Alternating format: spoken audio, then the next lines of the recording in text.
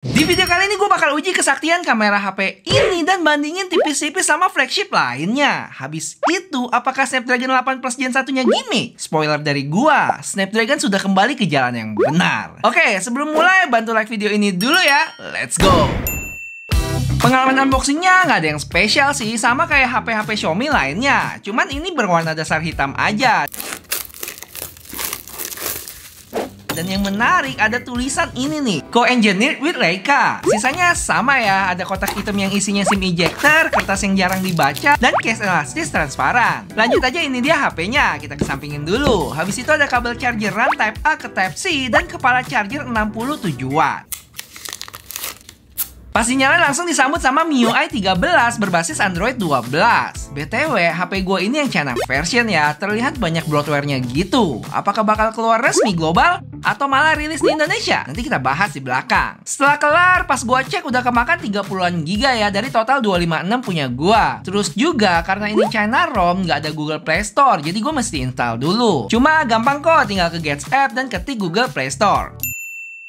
Impresi gue tentang HP ini punya karakter yang kuat banget. Tipe HP yang dilihat sekilas udah tahu, oh itu Xiaomi 12S Ultra. Mulai dari leathernya, lingkaran emas di kamera modul, dan lengkungan di sisi layar depannya. Bikin feel premiumnya dapat banget. BTW leathernya ini bikin sidik jari nggak bisa nempel ya. Terus digenggam juga enak, nggak licin. Kayaknya terinspirasi nih dari kamera-kamera Leica deh. Untuk warnanya dia lebih ke hijau keabu-abuan gitu. Terus untuk kamera modul dan bumpnya segede gaban. Bump di lingkarannya aja udah tebel, ditambah lagi ada bump dari lapisan kotak luarnya. Tapi karena simetris di tengah, jadi pas ditidurin gini rata, kecuali kalian tekan di sisi ujung atas ini. Sebagai perbandingan, ini bedanya bump sama Xiaomi 11 Ultra. Lanjut ke bagian depan yang punya layar 6,73 inch dan ada lengkungan di sisinya. Bezelnya juga tipis, kecuali bagian bawahnya ada yang berasa dikit. Terus untuk fingerprintnya juga di dalam layar ya, cuman gue berasa agak nggak terlalu cepet sih, tapi paling nggak ketolong ada vibrationnya yang makin lama makin keras, sampai akhirnya bisa ke unlock. Di sebelah kanan HP ini dia ada volume dan power button, di kiri kosong, di atas ada mic, AR blaster, tulisan sound by Harman Kardon, dan speaker. Di bawah ada speaker lagi, port Type C, mic, dan dual SIM slot card yang nggak bisa tambah memori. BTW, framenya agak keemas-emasan gitu ya, dan matte finish dia. Makin berasa mewah sih liatnya. Feel digenggam berasa lebih gede emang HP ini, tapi nggak yang banget. Mungkin ketolong sama sisinya yang melengkung kali ya. Jadi kesan tebelnya agak tersamarkan. Tebelnya itu 9,06 mili dengan berat 225 gram.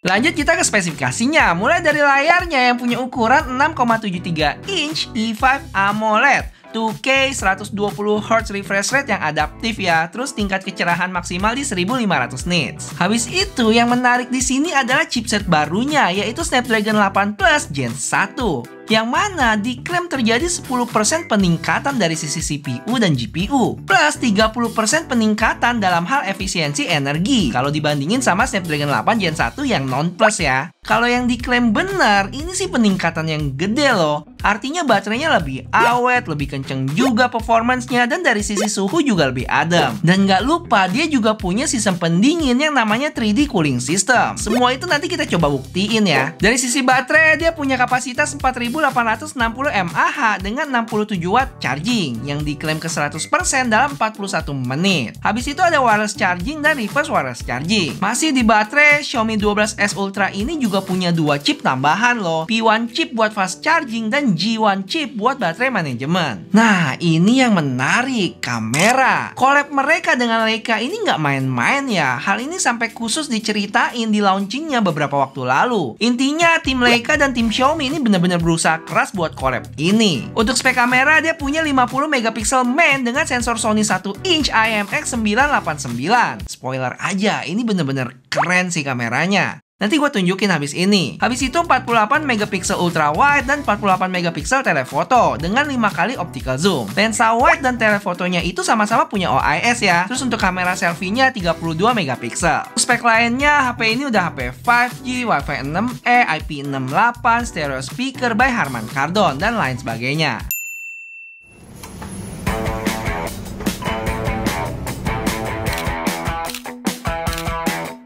Ayo guys, kita cari timelapse dulu di sini. Yuk.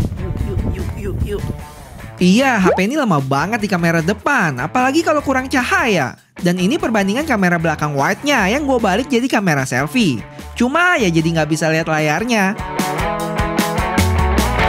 Sekilas ketiga HP ini menghasilkan foto yang sangat baik ya, detailnya dapet, dynamic range-nya juga bagus. Paling yang membedakan adalah karakter warnanya aja. iPhone lebih ke warm, sedangkan Xiaomi dan Samsung mirip-mirip yang lebih mendekati natural. Cuma memang untuk kamera depan Xiaomi harus berbenah di sini. Muka gue terlihat lebih pucat dibandingkan iPhone dan Samsung. Tapi untuk bokeh natural yang dihasilkan, Xiaomi juaranya menurut gue. Diikutin tipis oleh iPhone, tapi sayangnya bokehnya Samsung masih tipis-tipis aja. Ramai banget. Saatnya kita menjauh dari keramaian.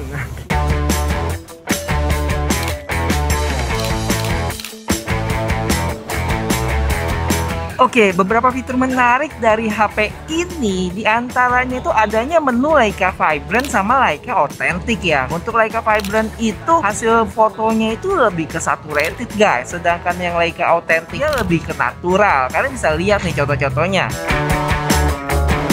Oh iya, perpindahan lensa di HP ini sayangnya nggak konsisten ya, mau dari ultra wide ke wide ataupun dari wide ke tele.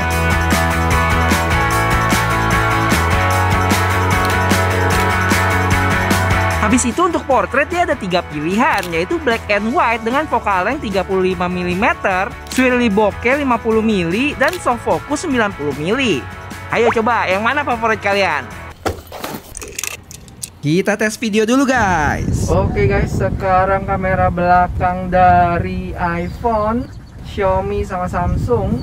Singkat aja, untuk dynamic range iPhone, terus Samsung, dan terakhir Xiaomi. Untuk karakter warna beda-beda ya, yang paling mendekati sih Samsung. Stabilisasi Xiaomi dan Samsung mirip, tapi iPhone sedikit bergejolak nih. Untuk video kamera depan, lagi-lagi Xiaomi masih kalah sama iPhone dan Samsung. Gue juga sempet tes banyak-banyakan ambil foto, dan ternyata dalam waktu yang sama Xiaomi bisa dapat 35 foto, sedangkan iPhone 25 aja. Mantap. Oh ya, untuk resolusi video dari HP ini dia mentok di 8K 24 fps ya, dan 4K sampai 60 fps. Sedangkan kamera depannya mari mengheningkan cipta. 1080p 30 fps saja kamera depannya.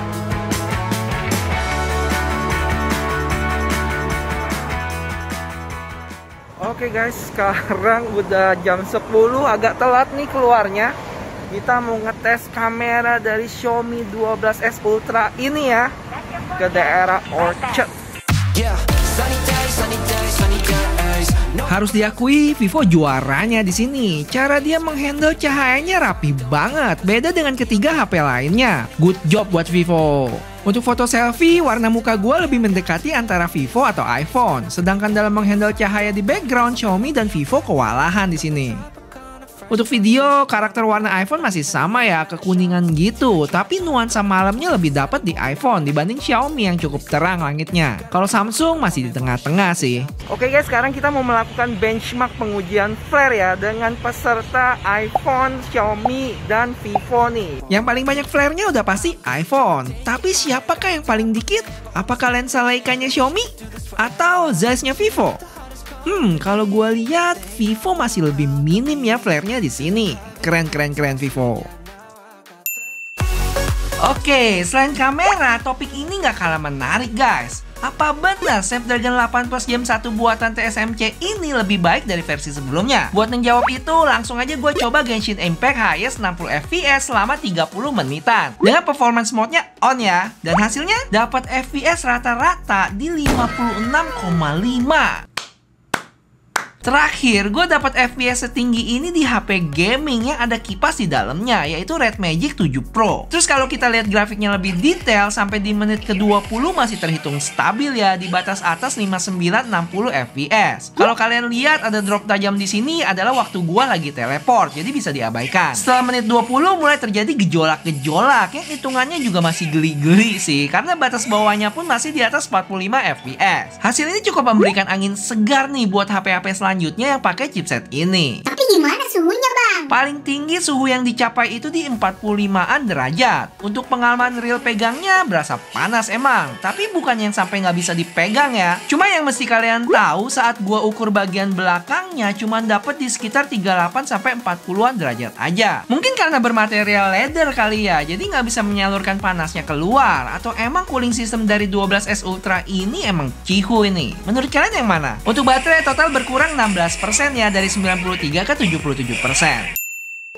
HP ini punya dua warna, ada hitam dan hijau. Untuk variannya ada 3 nih, 8256, 12256, dan 12512. Sedangkan harganya mulai dari 13,4 juta. Ingat, itu harga konversi langsung di Cina sana. Cuma sayangnya, dari informasi yang beredar, Xiaomi 12S Ultra ini cuma rilis di Cina doang. Untuk sekarang belum ada plan rilis global ya, apalagi di Indonesia. Cukup disayangkan sih, padahal HP ini oke punya nih, dan harganya termaksud murah sih kalau dibandingin flagship lainnya yang selevel. BTW, ada request lain tentang HP ini? Komen di bawah ya, dan jangan lupa gantian bantu like juga buat yang belum. Bye-bye!